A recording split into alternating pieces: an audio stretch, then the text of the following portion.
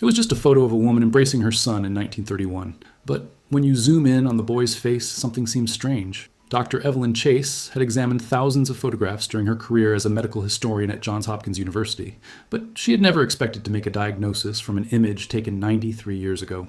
The photograph arrived on a Tuesday morning in March 2024, part of a collection donated by the estate of a retired postal worker in Baltimore. It was a simple portrait. A black woman seated in a wooden chair, her arms wrapped protectively around a boy who stood beside her, his head resting against her shoulder. The image measured 5 by 7 inches, printed on thick paper stock that had yellowed at the edges. A photographer's stamp on the back read, Morris & Sons Photography, Baltimore, Maryland, July 1931. Evelyn handled it carefully, noting the formal composition typical of Depression-era portraits. The painted backdrop, the borrowed chair, the subject's carefully pressed clothing that spoke of pride, maintained despite economic hardship. The woman in the photograph appeared to be in her mid-30s, wearing a dark dress with a white collar. Her expression was serene but watchful, her eyes gazing directly at the camera with quiet dignity. The boy looked to be about 9 years old, dressed in knee-length pants, a white shirt, and suspenders. His mother's embrace was tender but firm, one hand resting on his chest, the other on his shoulder, holding him close as if she could protect him from the world through sheer force of love. Evelyn set up her high-resolution scanner, a piece of equipment that had revolutionized historical medical research by revealing details invisible to the naked eye.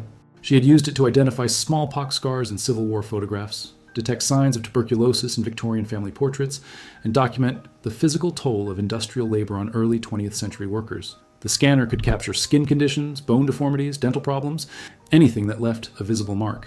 She placed the photograph face down on the glass surface and initiated the scan. The machine hummed softly as light swept across the image. Evelyn turned to her computer, expecting nothing more than a clearer version of what she had already seen. Another anonymous family, their names lost to time, their story limited to this single frozen moment. The digital image appeared on her screen. Evelyn began her routine examination, adjusting the contrast and brightness, zooming in to examine details. She studied the woman's hands, first, looking for signs of manual labor. Then she examined the boy's posture, his height relative to his mother, his general health indicators. Then she zoomed in on his face. Her breath caught. She leaned closer to the screen, certain she was seeing an optical illusion or flaw in the scan. But as she increased the magnification, the detail only became clearer. The boy's eyes, there was something profoundly unusual about them. Evelyn reached for her phone and dialed her colleague, Dr. Marcus Webb, at the Atlanta Historical Society. "Marcus," she said, her voice tight with urgency. "I need you to look at something. I think I just found a child with aniridia in a 1931 photograph."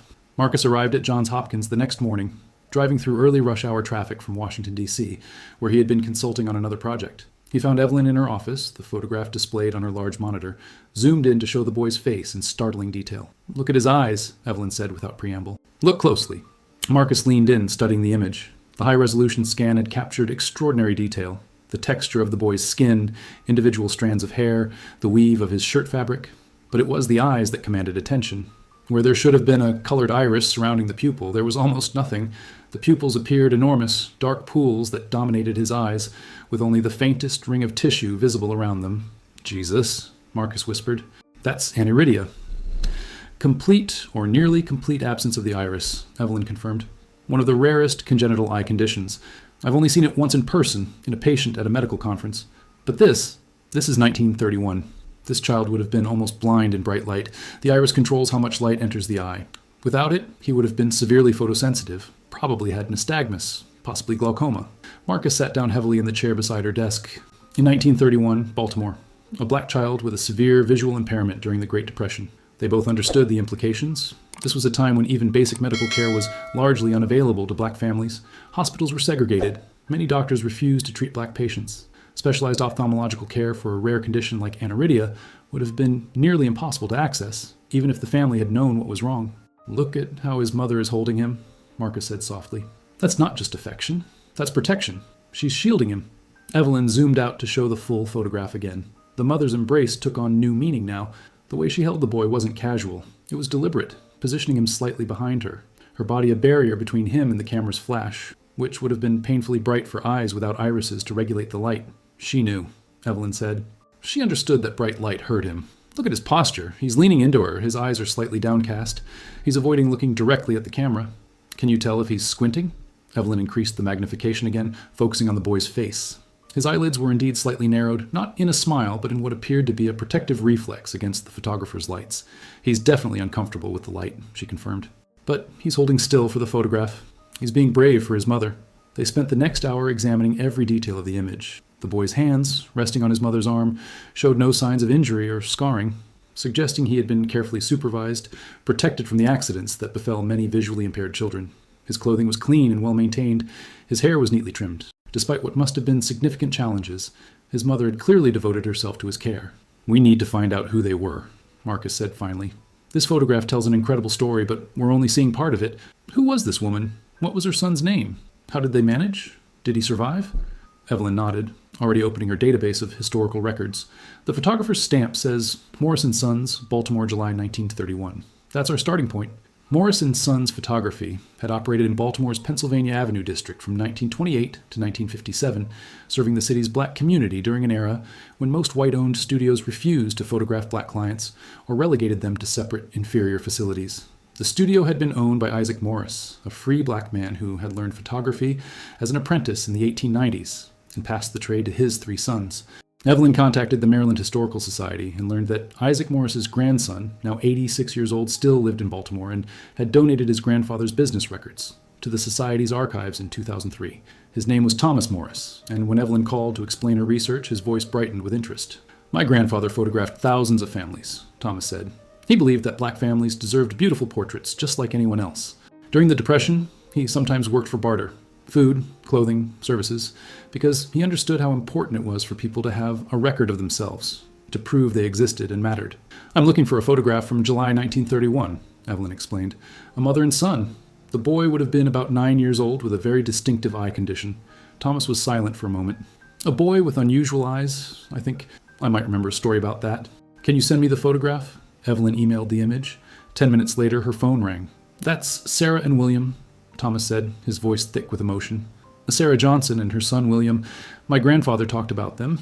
He said William was one of the bravest children he'd ever photographed." Evelyn's hands trembled as she took notes. After 93 years, the anonymous faces finally had names. "What else did your grandfather say about them?" "William couldn't tolerate bright light. My grandfather usually used flash powder for indoor portraits. It created a bright, sudden light that illuminated the subject. But for William, he used natural light from the window instead, even though it meant a longer exposure time. He said the boy had to hold very still for almost 30 seconds, and he never complained once. And Sarah, Mrs. Johnson, she held her son the entire time, keeping him steady and calm." Marcus, listening on speakerphone, asked, "Do you know what was wrong with William's eyes?" "My grandfather didn't know the medical term. He just knew the boy was nearly blind in daylight, but could see better at dusk. People in the neighborhood called him Night Eyes, because he could navigate in the dark better than most sighted people." Evelyn felt her throat tighten. That detail confirmed the aniridia diagnosis. Without irises to constrict in bright light, William's eyes would have been overwhelmed during the day. But in low light conditions, when other people's irises would dilate to let in more light, William's permanently dilated pupils would have given him an advantage. "Do you know what happened to them?" Marcus asked. "I don't know details, but I know Mrs. Johnson cleaned houses for white families in Roland Park. My grandfather said she was saving money for something important, but he didn't know what. The photograph, he charged her 50 cents, which was a lot of money in 1931. She paid in nickels and dimes she'd been saving. He said she told him she needed a picture of her son, while he could still see well enough to remember being photographed." The room fell silent. The implication was devastating. Sarah had known her son's vision was deteriorating. She had scrimped and saved during the Depression to capture this one image, this proof that she had a son, that he had existed, that they had loved each other.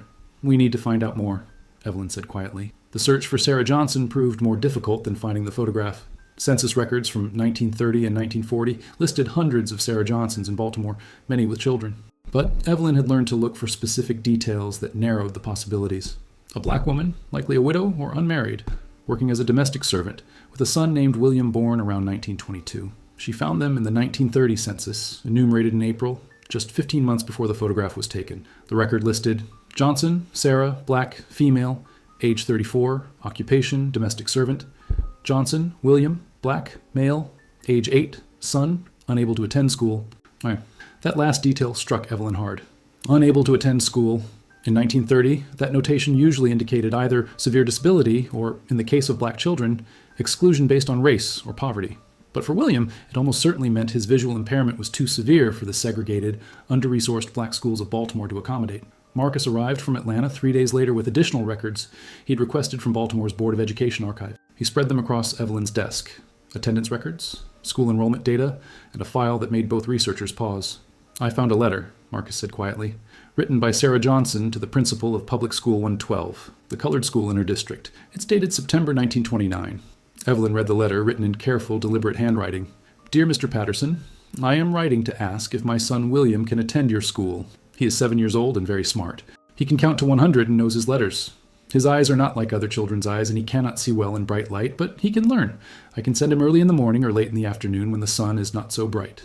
I will pay for any special help he needs. Please give him a chance. Respectfully, Sarah Johnson. Clipped to the letter was the principal's response, typed on school letterhead. Mrs. Johnson, I regret to inform you that Public School 112 cannot accommodate a child with your son's condition. We lack the specialized resources and staff training necessary for students with severe visual impairments. I recommend you contact the Maryland School for the Blind. Sincerely, Howard Patterson. Did she contact the Maryland School for the Blind? Evelyn asked. Marcus nodded grimly. I found correspondence in their archives. The school was segregated. There was a separate facility for black blind children, but they had strict admission criteria. Students had to be completely blind or have correctable vision problems. William's condition didn't fit either category. His vision was too poor for regular school, but too functional for blind school. He fell through every gap in the system. Evelyn imagined Sarah reading those rejections, understanding that her bright, curious son would never receive formal education simply because no institution was willing or able to help him. So what did she do? She taught him herself, Marcus said, pulling out another document. I found her name in the records of the Enoch Pratt Free Library. She had a borrowing card issued in 1928. Over the next decade, she checked out hundreds of books. Primers, arithmetic texts, history, geography, literature, all children's educational books. The image was clear. Sarah, exhausted from long days cleaning wealthy white families' homes, spending her evenings reading to William by lamplight, teaching him everything the schools had refused to provide. Evelyn knew that understanding William's condition fully required consulting modern ophthalmologists who specialized in rare congenital disorders. She sent the high-resolution photograph to Dr. Patricia Chen, Chief of Pediatric Ophthalmology at the Wilmer Eye Institute at Johns Hopkins. Dr. Chen called back within hours. This is remarkable, she said. I've seen perhaps 5 cases of complete aniridia in my 30-year career. The boy in this photograph has almost total iris absence in both eyes. You can see the edge of the lens visible behind where the iris should be. This would have caused severe photophobia, very poor visual acuity, and almost certainly glaucoma. Could anything have been done for him in 1931? Evelyn asked. Very little, and certainly not for a black child in Baltimore. The genetics of aniridia weren't understood until the 1960s. The association with glaucoma wasn't well documented until the 1950s. Even if William had access to an ophthalmologist, which he almost certainly didn't, the best they could have offered was tinted glasses to reduce light sensitivity. But those were expensive, and they wouldn't have addressed the underlying condition. What would have happened to his vision over time? Dr. Chen's voice softened. Without treatment for the glaucoma that almost always develops with aniridia, he would have experienced progressive vision loss. By his late teens or early 20s, he likely would have been completely blind. The pressure buildup in the eyes would have been painful. And there's something else. Aniridia is often associated with other conditions. Weger syndrome includes aniridia, along with kidney problems and developmental delays. PACAS6 mutations can cause aniridia with additional health issues. Evelyn felt her stomach tighten. So William wasn't just dealing with visual impairment. He might have had other serious health problems that Sarah had no way to understand or treat. Exactly. And yet, look at that photograph. Look at how healthy he appears. Well-nourished, clean, cared for. His mother was doing everything right with no medical support, no educational resources, no understanding of what was wrong. That's extraordinary. After the call ended, Evelyn sat staring at the photograph for a long time. Sarah's fierce embrace of her son took on layers of meaning.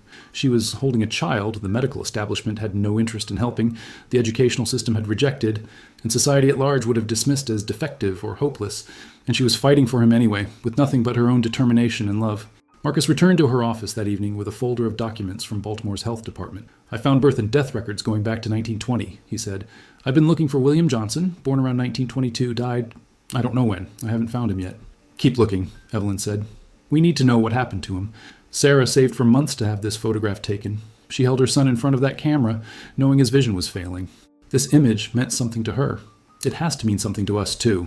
They worked late into the night, cross-referencing records, following fragments of information through decades of archives, and slowly, painstakingly, William Johnson's story began to emerge from the silence. Through a combination of city directory listings, church records, and oral histories collected by the Maryland Historical Society's Black Heritage Project, Evelyn and Marcus began to reconstruct the world William Johnson inhabited.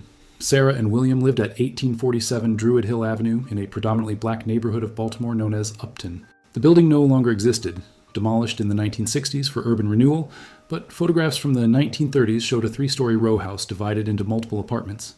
Sarah worked 6 days a week as a domestic servant for the Edmondson family in Roland Park, one of Baltimore's most affluent white neighborhoods. City wage records, which Evelyn found through a labor historian contact, showed that Sarah earned approximately $8 per week in 1931, barely enough to cover rent, food, and basic necessities for herself and William. But Sarah had found ways to create a world where William could function despite his disability. Evelyn discovered this through an unexpected source. The memoir of Eleanor Foster, a white woman who had grown up in Roland Park and published a book about Baltimore domestic workers in 1987. In the book, Foster mentioned a woman she called Sarah with the night eyes boy. Our housekeeper Sarah had a son who couldn't bear sunlight. Mother said there was something wrong with his eyes. I was fascinated by him when I was a child. Sometimes on summer evenings, Sarah would bring him with her when she came to prepare dinner. While she worked in the kitchen, the boy would sit on our back porch in the twilight, reading. He read constantly, books Sarah borrowed from the library and brought to our house. Mother once asked Sarah why the boy didn't go to school. Sarah said the schools wouldn't take him because of his eyes. Mother said that was a shame because the boy was clearly intelligent. I remember Sarah's response. He reads more than most children in school. I make sure of that. I admired her fierceness, her refusal to accept that her son was less than other children simply because he was different. Marcus found a second reference to William in the records of Sharp Street Memorial Methodist Church, where Sarah had been a member. The church's monthly bulletin from November 1933 included a note. Special thanks to young William Johnson for his beautiful recitation of Psalm 23 from memory during our evening service. Despite his visual challenges, William's dedication to scripture study is an inspiration to us all. These fragments painted a picture of a boy who had adapted to his condition with remarkable resilience.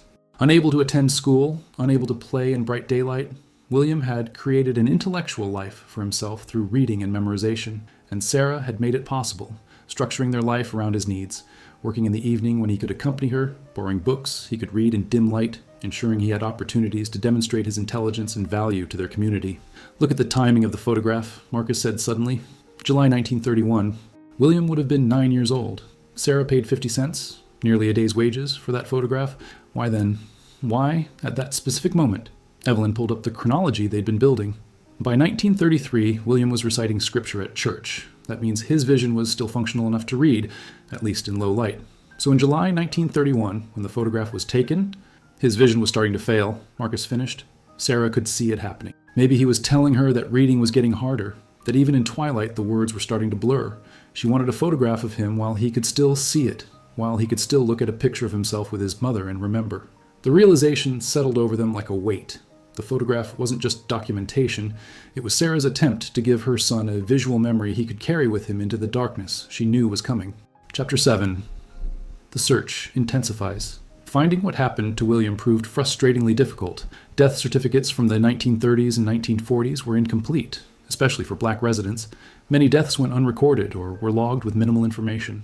Marcus spent days at the Maryland State Archives, going through death records year by year, searching for William Johnson. Meanwhile, Evelyn pursued another angle, tracking Sarah through employment records and census data. She found Sarah listed in the 1940 census, still living at the same Druid Hill Avenue address, still working as a domestic servant. But the entry for William was absent. Either he had died between 1931 and 1940, or he had left Baltimore. Evelyn expanded her search to institutions. The Baltimore City Hospital had treated black patients in a segregated ward. The records were sparse and poorly maintained, but after 3 days of searching through handwritten ledgers, she found an entry that made her heart race. Johnson, William, colored, age 18, admitted March 15, 1940. Diagnosis, acute glaucoma, both eyes, referred by Dr. Samuel Winters. She immediately searched for Dr. Samuel Winters and found him listed as a physician who ran a small practice, serving the black community from his home on Pennsylvania Avenue. Unlike most white doctors of the era, Winters had chosen to treat black patients exclusively. He had died in 1956, but his grandson, also a physician, still practiced in Baltimore. Dr. Robert Winters met Evelyn at a coffee shop near Johns Hopkins. He was a man in his 70s, recently retired, with his grandfather's medical journals carefully preserved in his home office. My grandfather talked about the challenges of practicing medicine in the black community during segregation, Robert said. Limited resources, patients who couldn't afford care, conditions that went untreated until they became emergencies. He kept detailed notes on cases that troubled him, hoping they might help future doctors. He opened one of the journals to a page marked March 1940. The handwriting was precise and measured. William Johnson, 18 years old, brought to my office by his mother Sarah after experiencing severe eye pain and vision loss. Examination revealed bilateral congenital aniridia with secondary glaucoma, intraocular pressure dangerously elevated. Patient reports progressive vision loss over past decade, now nearly complete. Immediate hospital admission necessary. Prognosis poor. Without surgical intervention unavailable to colored patients at this time, patient will be completely blind within weeks. I have rarely seen such courage in a patient, or such devotion in a mother. Evelyn read the entry 3 times, her vision blurring with tears. William had been 18 years old, on the cusp of adulthood, fighting a losing battle against a condition no one could treat. What happened to him? She asked. Robert turned the page. Another entry, dated April 2nd, 1940. William Johnson discharged from hospital. Surgery was refused. Hospital board stated that experimental procedures should not be performed on colored patients. I argued that the glaucoma surgery was not experimental, that it had been successfully performed on white patients for years. My arguments were dismissed. William is now completely blind. I gave his mother contact information for the Maryland Workshop for the Blind, which trains blind adults in occupational skills. Mrs. Johnson thanked me with dignity I find humbling. I'm ashamed of my profession today. Chapter 8. The Workshop. The Maryland Workshop for the Blind had been established in 1908 to provide vocational training for blind adults. Marcus found their records at the Maryland School for the Blind's Historical Archives in Overlee. The workshop had operated out of a converted warehouse on East Baltimore Street, teaching skills like broom making, chair caning, and industrial assembly work. The enrollment records from 1940 listed Johnson, William, enrolled May 1940, age 18, condition, total blindness secondary to congenital aniridia and glaucoma. Training program, broom making and chair caning. Notes, exceptionally intelligent student. Reads Braille fluently, self-taught. Completes tasks with remarkable precision despite recent vision loss. Marcus found more in the workshop's monthly newsletters, which documented student progress and achievements. The August 1940 newsletter included a profile. Student Spotlight.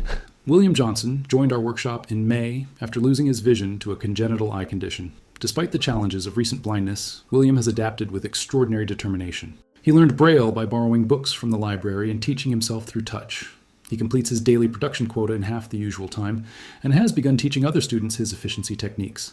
William says his mother always told him that losing his sight didn't mean losing his worth. We are honored to have him in our program. Evelyn discovered that the workshop had maintained employment placement records. William appeared in those records too. In November 1940, he was hired by the Reliable Broom Company on Howard Street. The placement note stated, "Excellent worker, punctual, skilled, courteous. Mother Sarah accompanies him to and from work daily." Sarah would have been 44 years old in 1940, still working 6 days a week as a domestic servant, yet she walked her adult son to work every morning and met him every evening. The devotion captured in that 1931 photograph, Sarah's protective embrace of her 9-year-old son, had never wavered. The researchers traced William through employment records and city directories for the next several years. He worked at the Reliable Broom Company until 1943, then appeared in wartime production records at the Glenn L. Martin Aircraft Company, which had hired blind workers for certain assembly tasks as part of the war effort. The notation beside his name read, "Outstanding tactile sensitivity, recommended for precision assembly work." He was contributing to the war effort, Marcus said, emotion thick in his voice. A blind black man who'd been rejected by every school, denied medical treatment, told he had no value, and he was helping build aircraft to defend the country. But the trail grew cold after 1945. William's name disappeared from employment records. He wasn't listed in the 1950 census. Marcus searched death records from 1945 onward with increasing desperation, hoping to find closure but dreading what he might discover. Evelyn took a different approach. She contacted the National Federation of the Blind and several organizations serving the blind community in Baltimore, asking if anyone had institutional memory or records of a William Johnson who had been active in the 1940s and 1950s. The response came from an unexpected source. A woman named Grace Patterson, 91 years old, who had been blind since childhood and had known William at the Maryland Workshop. "I want to tell you about William," Grace said when Evelyn called her. "He deserves to be remembered." Chapter 9. Grace's Memory. Grace Patterson lived in an assisted living facility in Towson, Maryland. Evelyn and Marcus visited her on a gray afternoon in late April, bringing the 1931 photograph and a digital tablet loaded with all the documents they'd found. Grace sat in her room surrounded by Braille books and audio equipment, her sightless eyes turned toward the sound of their voices. "I met William in 1942, Grace began, her voice strong despite her age. "I was 18 and I had been at the workshop for 2 years. William was 20 and he'd been blind for about 2 years at that point. Most people who lose their sight as adults struggle terribly. Depression, anger, helplessness. But William was different. He was determined to live a full life, and he encouraged everyone around him to do the same. His mother, Sarah, tell me about her," Evelyn prompted gently. Grace smiled.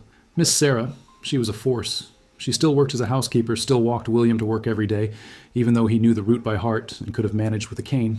She said she enjoyed the time with her son.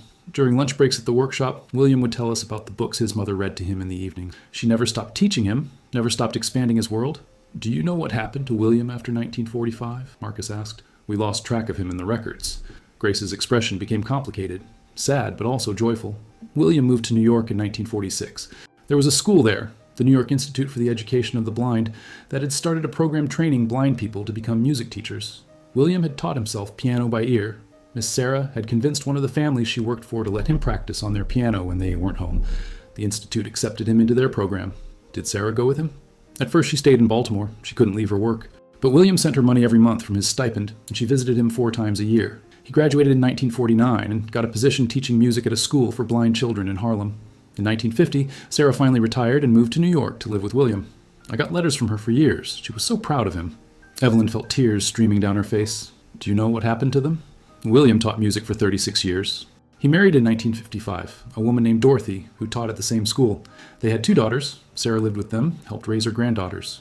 She died in 1968 at age 72. William told me she spent her last years surrounded by family, listening to her son play piano and her granddaughters sing. He said she finally got to rest. And William? He died in 1992 at age 70. I went to his funeral in New York. The church was filled with his former students, his daughters and grandchildren, colleagues from decades of teaching. One of his daughters spoke about how her father always said his mother had taught him that disability was just a different way of being in the world, not a limitation on what he could achieve. He lived by that principle every day. Grace reached out, and Evelyn placed the tablet in her hands, describing the 1931 photograph in detail. Sarah's protective embrace, William's brave stillness, the love evident in every element of the composition. That was them, Grace said softly, her fingers tracing the screen as if she could feel the image beneath. Miss Sarah protecting her boy, and William being strong for his mother. They were remarkable people. I'm so glad you found them. I'm so glad their story won't be lost. Chapter 10. The Legacy Revealed.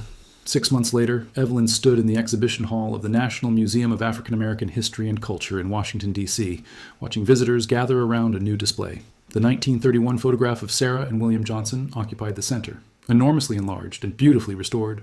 Beside it, a digital screen showed the high-resolution zoom revealing William's aniridia, with clear medical explanation of the condition and its implications in 1931. But the photograph wasn't alone. Evelyn and Marcus had assembled William's entire story. Sarah's letters to schools begging for her son's admission, Dr.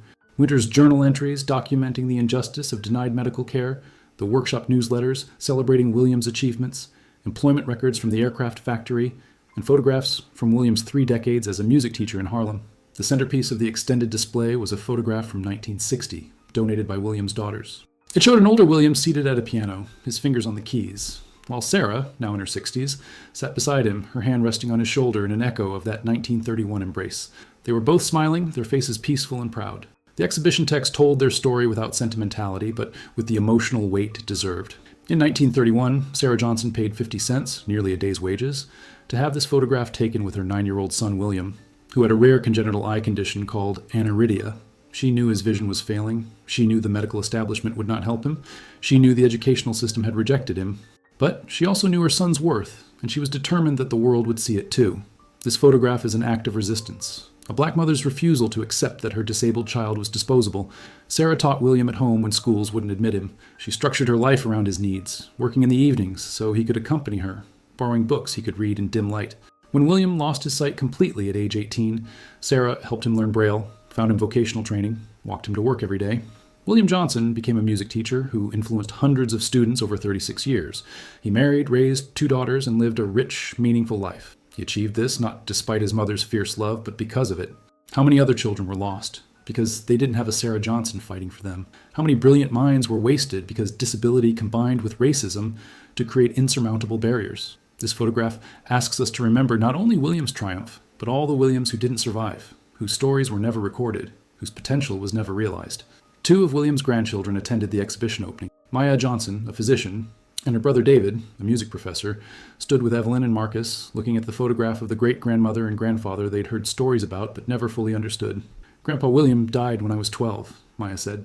He used to play piano for us and tell us stories about our great-grandmother Sarah. He said she was the strongest person he'd ever known, but I never understood the full story until now. I never knew what she'd fought against, what it cost her, how much courage it took. David touched the glass, covering the photograph gently. Look at how she's holding him. You can see everything in that embrace. Love, protection, defiance. She's saying, "This is my son, and no one will tell me he doesn't matter." That evening, after the exhibition hall closed, Evelyn returned to her office and opened the file of unexamined photographs that had been waiting for her attention. She began scanning them with new eyes, looking for the hidden details, the medical conditions, the untold stories of resilience and resistance. Somewhere in these images, other families were waiting to be found. Other mothers had fought battles no one recorded. Other children had overcome obstacles no one documented, and Evelyn intended to find them, one photograph at a time, bringing the past into conversation with the present until every forgotten face had a name and every act of love had a witness. The photograph of Sarah and William Johnson remained on her desk, Sarah's fierce eyes and protective embrace watching over her work. It was a reminder that history isn't just what gets recorded in hospital files and school records, but what families preserve through sheer determination. It was evidence that love, documented in a single photograph, can speak across 93 years and say, "We existed, we mattered, we survived. And sometimes, against all odds, we thrived."